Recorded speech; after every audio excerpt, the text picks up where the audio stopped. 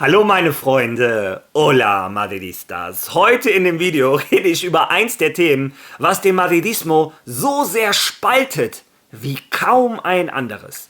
Nämlich Vini Junior, unsere Nummer 7 der Brasilianer. Es gibt Partei Nummer 1, in der sehe ich mich ein bisschen, die sagen, wenn Vini Junior fit ist er der beste Spieler der Welt.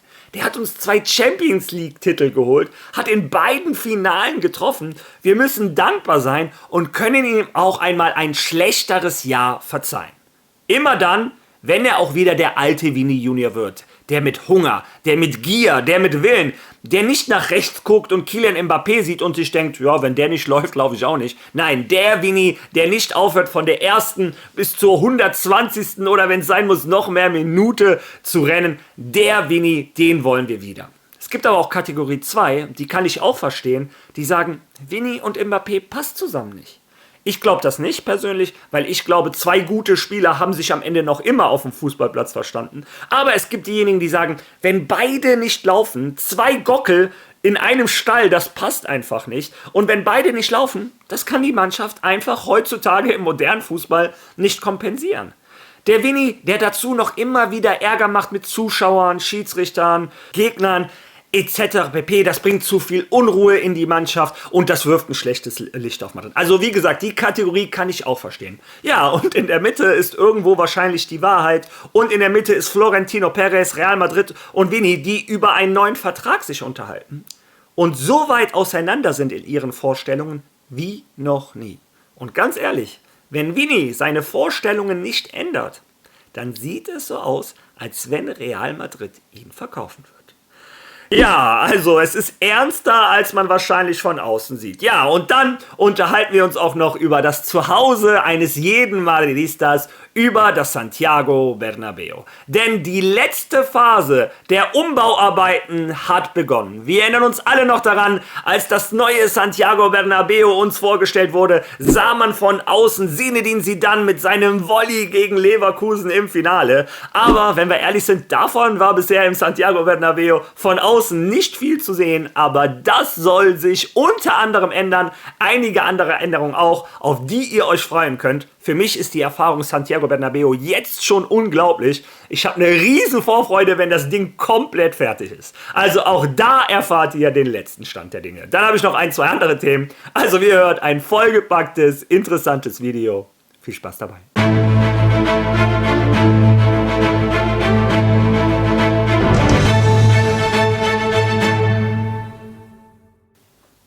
Ja, fangen wir, wie es inzwischen schon Normalität auf diesem Kanal ist, etwas mit der Jugendabteilung, mit den Nachwuchstalenten von Real Madrid an. Gestern, wie gesagt, war das erste Spiel von Real Madrid Castilla gegen Marbella.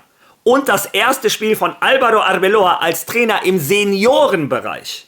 Und ich muss sagen, Álvaro Arbeloa arbeitet darauf hin, der Nachfolger von Xabi Alonso zu sein. So ein tolles Spiel von Real Madrid Castilla habe ich gefühlt seit Jahren nicht mehr gesehen. Von A bis Z dominant, 4:0 gewonnen. Das Ergebnis hätte noch höher ausgehen können. Und die Handschrift, die ein Álvaro Arbeloa in der A-Jugend von Real Madrid eingearbeitet hat, hat er 1:1 in den Seniorenbereich mit hochgenommen. Frühes Pressen, aggressiv. Die Außenverteidiger waren gefühlt Flügelstürmer. Eine Flanke, ein Pass nach dem anderen floss rein.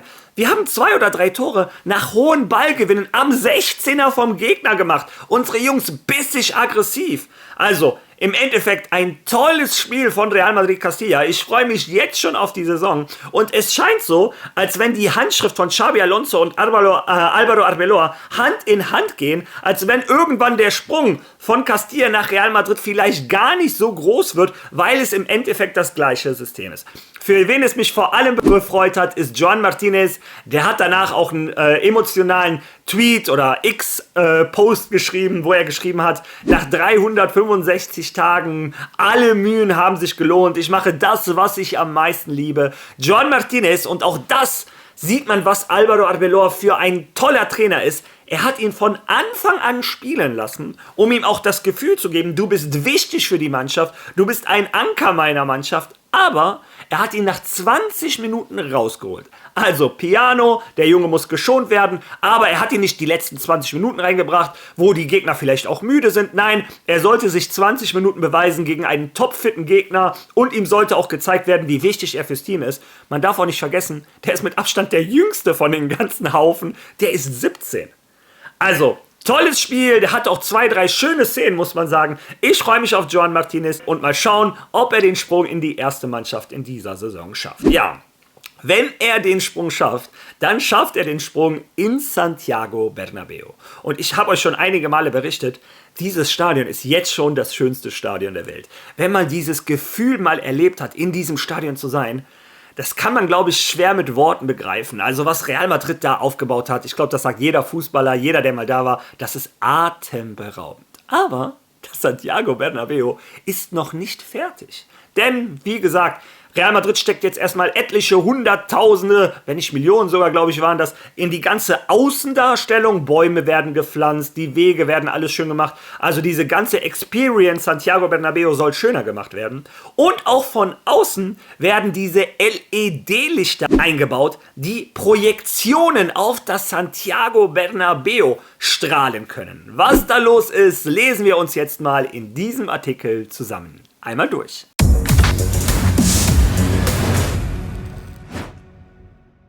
So wird die Beleuchtung des Bernabéus aussehen. Die Fassade erwacht zum Leben und ein neuer LED-Ring. Der Weiße Club arbeitet bereits an der Installation der Außenbeleuchtung des Stadions. Ihr seht auch gerade dieses Real Madrid von draußen. Das sind so erste Tests, die Nachbarn hier und da mal gesehen haben. Das gefällt mir schon mal. So, weiter. Die Metamorphose des Santiago Bernabéu Stadions schreitet zügig voran. In den letzten Jahren ist der Weiße Tempel zu einer beispiellosen Meisterleistung der Ingenieurkunst geworden, in der Architektur, Technologie und Spektakel vereinen. Nach Abschluss eines Großteils der Innenrenovierung richtet sich der Fokus nun auf das Äußere. Das Real Madrid Kolosseum wird auch von außen beeindruckend.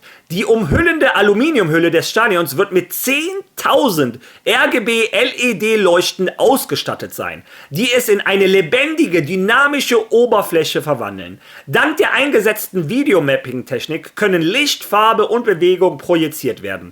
Jeder Lamellensatz der Hülle des Bernabéus wird 2 präzise verteilte Scheinwerfer erhalten. Um eine optimale Leistung zu gewährleisten, müssen die Arbeiter im Sommer die Lamellenwellen reinigen und streichen, bevor sie die Leuchten installieren. Diese sorgfältige Arbeit geht der sichtbarsten Phase des Projektes voraus. Den ersten Test. Das Santiago Bernabéu bereitet bereits sein Galakleid für die großen Nächte vor. Von der Umgebung aus sind die ersten Tests nach der Installation einiger Leuchten in Castellana-Turm und in der Concha Espina zu sehen. Also wie gesagt, die Nachbarn haben bereits die ersten Tests gesehen, wobei das ganz kleine Proben sind, aber wenn alles fertig ist, wird das natürlich noch einmal beeindruckender. Neben dem optischen Aspekt erfüllt dieses neue Beleuchtungssystem auch einen funktionalen Zweck. Die außen angebrachten Strahler an den Lamellen dienen als Schutzschicht, um das Innenlicht des Real Madrid Stadions bei Nachtspielen zu bündeln. Dadurch wird ein Austreten des Lichtes verhindert und der von der Straße aus sichtbare Effekt verstärkt. Parallel dazu werden Wartungsarbeiten am Schiebedach durchgeführt, um die Dachsparren zu beleuchten. Dies ist ein Schlüsselelement zur Vervollständigung des Beleuchtungskonzepts. Eine weitere wichtige Neuerung, die bald kommt, ist der neue LED-Ring im Inneren, der zwischen dem 2. und 3. Amphitheater platziert wird. Also wir kennen ja bis jetzt das Santiago Bernabéu. Es gibt einen Ring und einen zweiten und jetzt soll anscheinend noch ein dritter kommen. Ich freue mich riesig darauf. Naja, wie dem auch sei.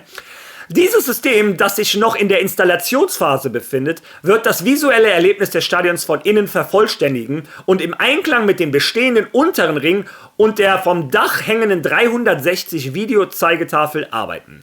Dieser neue Ring dient als Träger für dynamische Grafiken, Lichteffekte und Werbebotschaften und sorgt so für zusätzliche Immersion bei Spielen und Events. Seine Integration markiert einen weiteren Schritt in Richtung eines immersiven Stadions. Ein Raum, in dem der Zuschauer von Reizen umgeben ist. Nicht nur vom Geschehen auf dem Spielfeld, sondern auch von allem, was Real Madrid um das Spielfeld herum inszeniert. Ja! Also, ihr habt es selber gelesen, was ich eben gesagt habe. Real Madrid befindet sich jetzt endgültig im Endspurt, um das Santiago Bernabéu zu beenden. Und das, was am Ende da sein wird, wird das Erlebnis, was jetzt schon unglaublich ist, atemberaubend, noch perfektionieren.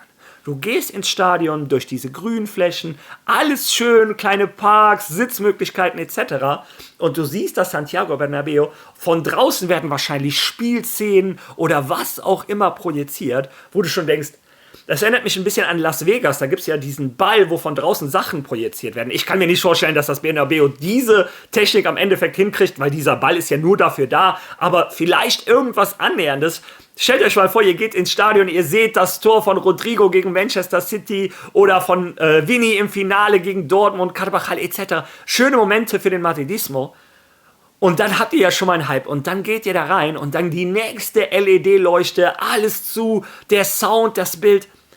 Also die Erfahrung, ich gönne die jedem Madridista auf dieser Welt. Ich bin jetzt schon begeistert und kann mir gar nicht vorstellen, was da los ist, wenn das Bernabéu fertig ist. Lasst mal bitte alle in den Kommentaren, wer von euch schon im neuen Bernabéu war und was ihr für eine Erfahrung gemacht habt, würde mich persönlich sehr interessieren. Ja, und jetzt schließen wir das Video mit dem dritten und wahrscheinlich wichtigsten Kapitel. Na, muss man selber für sich entscheiden, was wichtiger ist, das neue Santiago Bernabéu oder die Vertragsverlängerung von Vini Junior. Ja, aber jetzt, wie gesagt, kommen wir zur Vertragsverlängerung von Vini Junior. Und da sind die Distanzen von Real Madrid und Vini Junior so weit auseinander wie noch nie. Und das, obwohl der Vertrag eigentlich schon abgeschlossen war.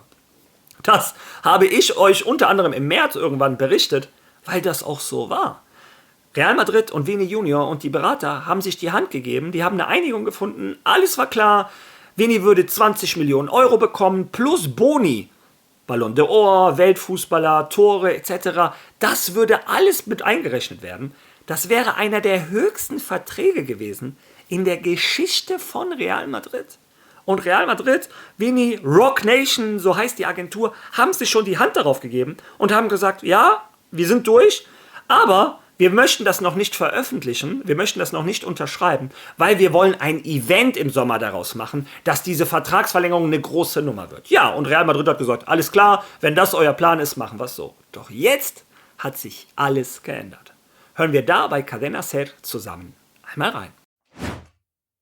Wie ich euch im Leitartikel erzählt habe, hat Vinicius von Real Madrid verlangt, das gleiche Gehalt wie Mbappé zu bekommen, um die Vertragsverlängerung zu unterschreiben. Klar, deshalb gibt es keine Unterschrift, weil alles festgefahren ist, denn die Einigung lag zur Saisonmitte bei einer festgelegten Summe und in den letzten Gesprächen zwischen dem Berater des Spielers und Real Madrid wurde zwar nicht viel mehr, aber doch deutlich mehr gefordert, um zu bleiben. Real Madrid ist, sagen wir mal, irgendwo zwischen überrascht und gelassen. Überrascht, weil die Forderung nach einer Saison kommt, in der der Brasilianer, sagen wir, nicht gerade seinen besten Fußball gespielt hat. Und gelassen, weil man ehrlich gesagt glaubt, dass noch Zeit bleibt, um alles wieder ins Lot zu bringen. Denn Vinicius' Vertrag läuft nicht in dieser Saison aus, sondern erst in 2 Spielzeiten. Das heißt, es bleibt noch ein Jahr dazwischen, in dem Vinicius besser spielen kann und so eine Gehaltserhöhung gerechtfertigt werden könnte. Allerdings niemals in dem Ausmaß, wie es Kylian Mbappé verdient. Ich erinnere daran, dass Kylian Mbappé eine Unterschriftsprämie erhalten hat, weil er ablösefrei gekommen ist. Es bleibt ein Jahr, in dem Gespräche stattfinden können, die die Positionen zwischen Vinicius und Real Madrid einander näher bringen.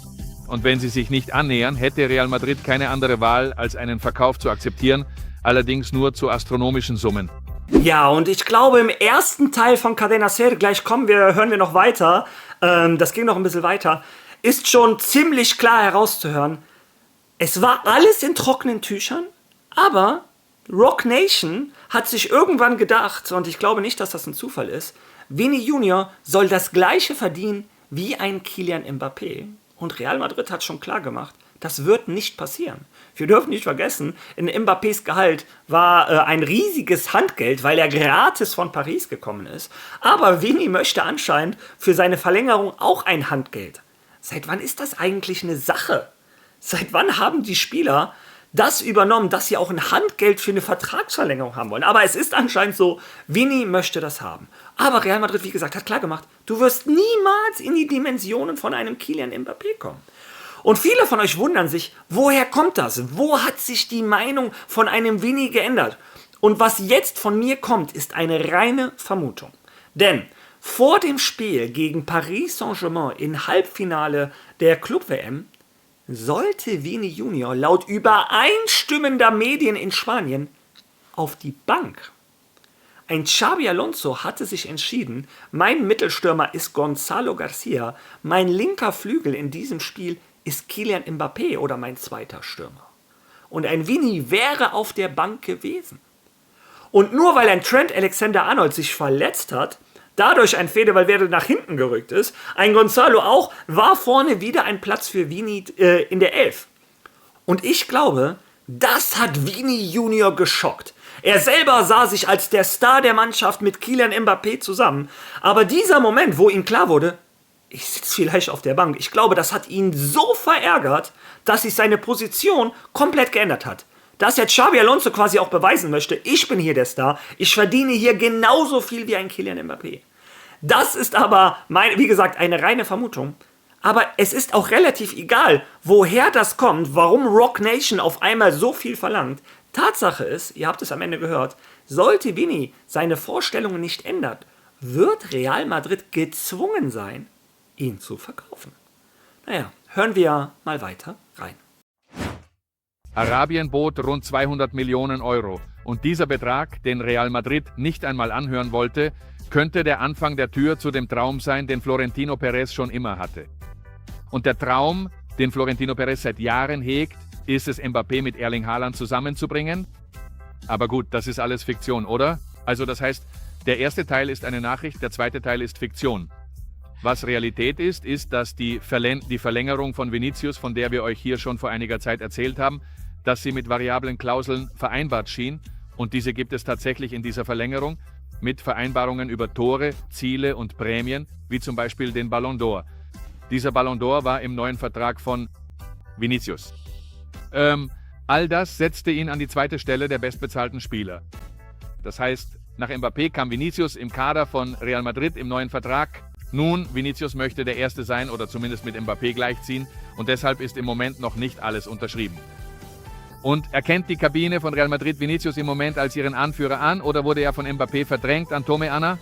Hallo zusammen. Nein. Vinicius ist nicht ihr Anführer und ich glaube, dass Situationen wie diese nicht helfen. Es war sportlich gesehen nicht das beste Jahr für Vinicius. Alles ist geprägt von dem berühmten Ballon d'Or Spieltag.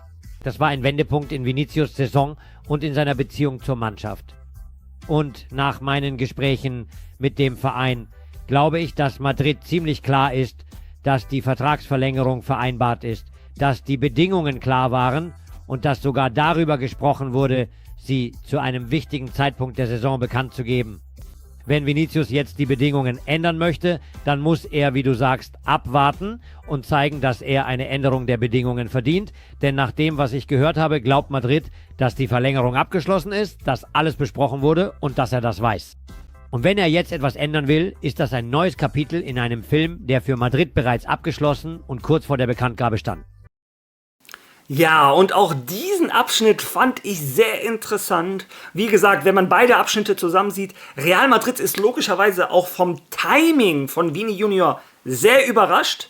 Hätte er letztes Jahr diese enormen Gehälter gefordert, hätte Madrid wahrscheinlich eher ein Verständnis. Da hatte Madrid gerade die Champions League gewonnen, er hatte mal wieder im Finale getroffen, er war kurz davor, den Ballon d'Or zu gewinnen, hat den Weltfußball.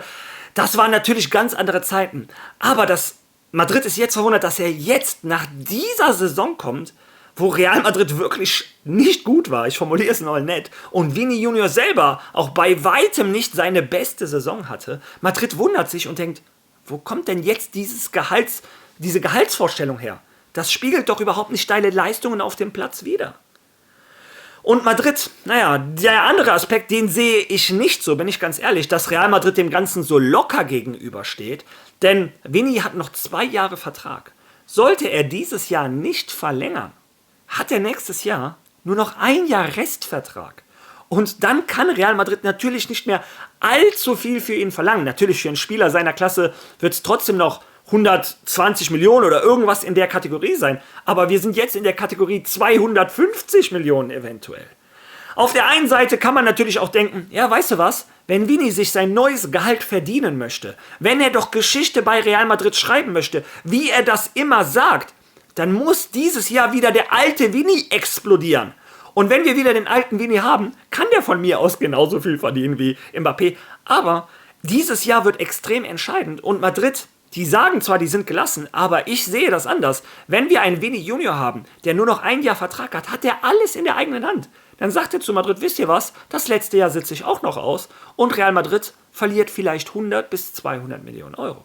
Also so locker sehe ich das Ganze nicht. Ja, und jetzt kommen wir zum Abschluss, zum letzten Teil zu Cadena Ser. Ach so, nein, bevor wir da hinkommen, noch Haaland und Mbappé. Wie gesagt, das war eine reine Vermutung. Nicht, dass ihr denkt, das ist Information. Das hat der Typ auch extra gesagt, Fiktion. Ich glaube nicht, dass Manchester City ihn verkaufen wird. Der hat auch noch 10 Jahre Vertrag.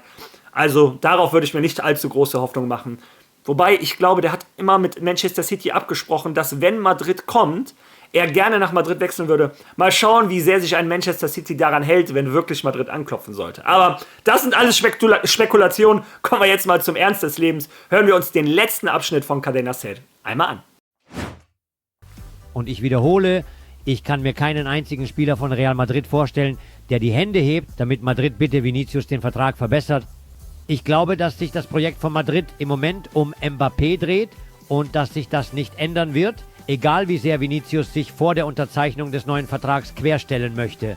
Vini ist im Urlaub nach der Clubweltmeisterschaft, in der er übrigens auch kein überragendes Turnier gespielt hat.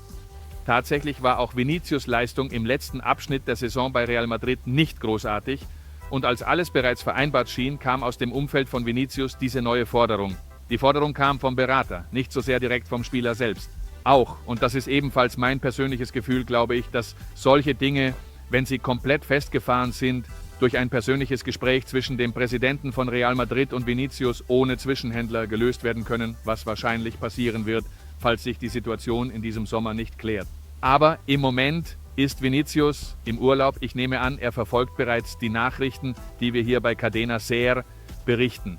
Und denkt darüber nach, wie er dafür sorgen kann, dass die nächste Saison erstens sportlich gut und zweitens vertraglich ruhig verläuft.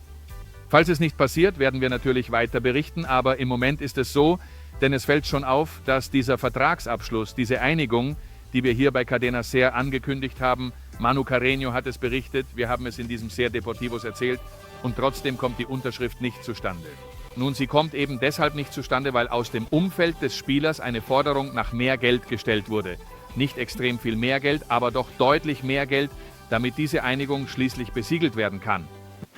Ja, also, ihr habt es selber gehört. Im Endeffekt kann das Ganze wahrscheinlich, hoffentlich, ein Florentino Perez klären, der irgendwann sagt, hör mir auf mit meinen Verhandlungspartnern, hör mir auf mit Rock Nation, wir setzen uns mal zusammen und fragen, was ist da los?